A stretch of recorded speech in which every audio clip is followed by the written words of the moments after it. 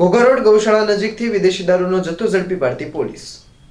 Bhavnagar LCB Ghogha Road police station વિસ્તારમાં પેટ્રોલિંગમાં હતી એ દરમિયાન બાતમીરાએ હકીકત મળેલી કે વિક્રમભાઈ રાણાભાઈ સોલંકી રહે શેરી નંબર 2 ગૌશાળા પાસે ઘોઘારોડ પોતાના રહેણાંકી મકાનમાં ભારતીય બનાવટનો વિદેશી દારૂનો જથ્થો વેચાણ અર્થે છુપાવી રાખેલ છે, જે આ દારૂનો જથ્થો સગેવગે કરવાની પેરવીમાં છે। બાતમીવાળી જગ્યાએ પહોંચી રેડ કરતા વિદેશી દારૂના જથ્થા સાથે વિક્રમભાઈ ઉર્ફે કસાભાઈ રાણાભાઈ સોલંકી હાજર મળી આવતા વિદેશી દારૂનો જથ્થો કબજે કરી ગુનો નોંધી કાયદેસરની કાર્યવાહી હાથ ધરી છે।